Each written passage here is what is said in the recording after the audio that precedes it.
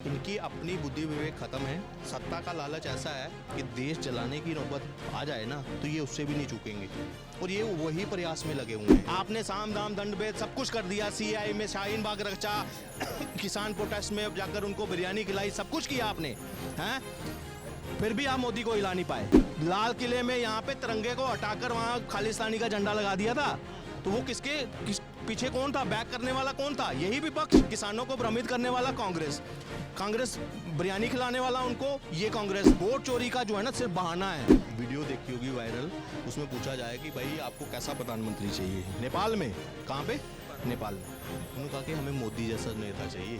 अगर मोदी जैसा नेता होता ना तो नेपाल ना यहाँ सबसे ऊपर होता। वो दिल चोरी करते हैं, वोट चोरी नहीं करते। जिसकी डिमांड नेपाल में भी है, पाकिस्तान में भी है, बांग्लादेश में भी है, कई विश्व के नेता में है, वो आज हमारे पास हैं और हम उसको अप्रिशिएट करते हैं। उसके हर डिसीजन में हम उनके साथ हैं। जिस तरीके की स्थिति इस समय नेपाल में पनपी हुई है, तो ये प्रश्न उठता है कि क्या अमेरिका लगातार तमाम देशों को अपने जाल में फंसाकर कहीं ना कहीं सत्ता परिवर्तन करना, सत्ता गिराना और कहीं ना कहीं अपना एक छत्र राज करने का जो अमेरिका हमेशा सपना देखता आया है, क्या वो करना चाह रहा है? पर भारत की बात करें, तमाम कोशिशें यहाँ पर भी की गई। किसान आंदोलन की बात करें, हिंडनबर्ग रिपोर्ट की बात करें, पर तमाम अटकलों के बावजूद भारत आज एकत्रित है, एकजुट है और अपने राह पर आगे बढ़ रहा है। पर क्या इस तरीके की साजिश जो अमेरिका तमाम देशों के खिलाफ रचता आया आज तक, क्या भारत में कभी किस तरीके की कोशिश जो लगातार हो रही है, क्या कभी कामयाब हो पाएगा क्या भारत में?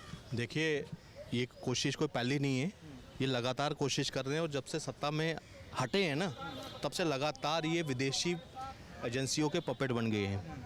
इनकी अपनी बुद्धि विवेक ख़त्म है। सत्ता का लालच ऐसा है कि देश जलाने की नौबत आ जाए ना तो ये उससे भी नहीं चूकेंगे और ये वही प्रयास में लगे हुए हैं।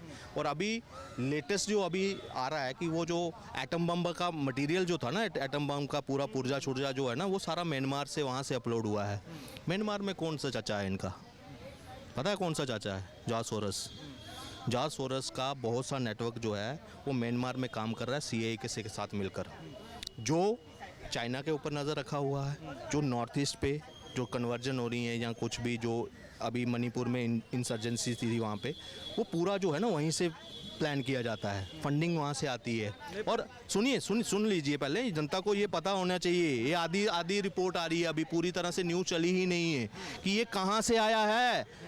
मुझे एक चीज़ बताइए, म्यांमार और यहाँ पे फाइल अपलोड होना, आप इसका क्या समझते हैं? क्या आपके पास यहाँ आपके रणनीतिकार नहीं है जो कांग्रेस मुख्यालय में बैठते हो?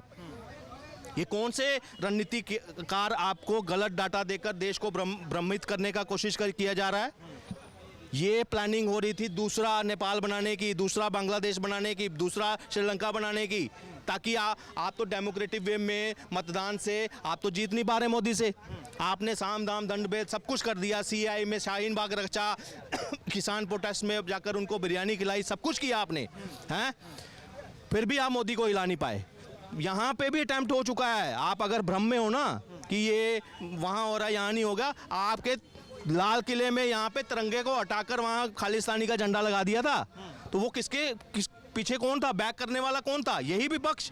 कांग्रेस को, किसानों को भ्रमित करने वाला कांग्रेस बिरयानी खिलाने वाला उनको ये कांग्रेस, शाहीन बाग रचने वाले ये कांग्रेस। पूरा इंडिया अलायंस बीच में आ जाता है, बीच में कोई फ्लैट देखकर कोई उनको बिरयानी खिला रहा है, कोई कुछ कर रहा है। आज वोट चोरी का जो है ना सिर्फ बहाना है।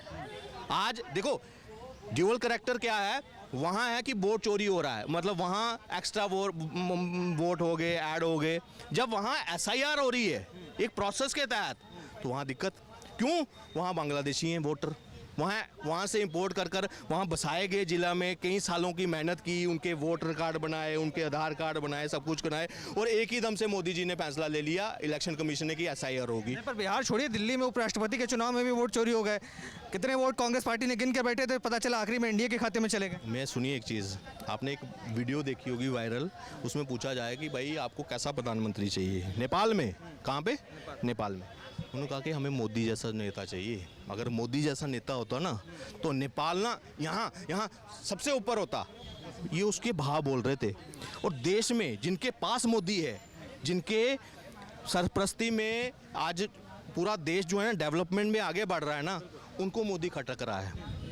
क्या वजह समझते खटकने की? और आज उससे प्रभावित जो है ना लोग, कांग्रेस के सांसद भी हैं, उन्होंने देख लिया यार कि मोदी जी हर चीज़ में है ना। मोदी जी ने बोला होगा कान में कि भाई अपना कैंडिडेट जिताना है, मोदी जी आपके लिए जान हाजिर है। वो 15 वोटिंग जो है ना, 15 वोट एक्स्ट्रा जो पड़े हैं ना, कांग्रेस के कम हो गए, कांग्रेस के वोट कम हो गए और वो पड़ गए एनडीए के कैंडिडेट को।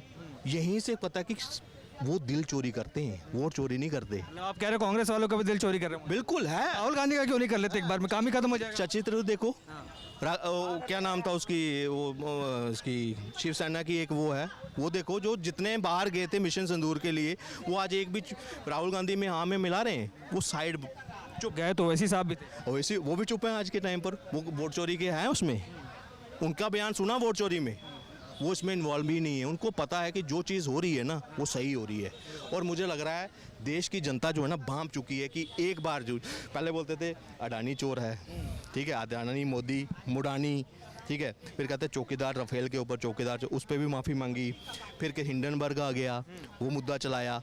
मतलब हर एक सीए, फार्म्स प्रोटेक्ट, हर एक चीज़ के बाद, हर मौके मिलने के बाद ना अब ये गोद में बैठ के सोरस में कि किसी तरीके से इंटरफेयर करो हमारी डेमोक्रेसी में। यूके में बयान दिया था इन्होंने कि ये वेस्ट क्यों चुप है, वो हमारी डेमोक्रेसी में इंटरफेयर क्यों नहीं कर रहा। वो यही है कि वहाँ आकर मोदी को हटाएं बलपूर्वक, इस तरह से एजिटेशन कराकर, भ्रमित कर कर लोगों को बीच में हमारे जो चुना हुआ इलेक्टेड प्रेसिडेंट है उसको उखाड़ा जाए।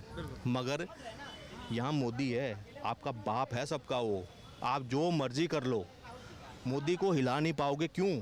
मोदी के ऊपर आशीर्वाद है 120 करोड़ हिंदुओं का, समझ आई। और कुछ राष्ट्रवादी जो मुसलमान हैं ना, खासकर उनकी महिलाएं, वो भी आज मोदी जी के साथ खड़ी हैं, इसीलिए तस से मस नहीं कर पा रहे उनको। तो ये जो है ना ताकत मेरी और आपकी दी है, हमारे वोट की ताकत है।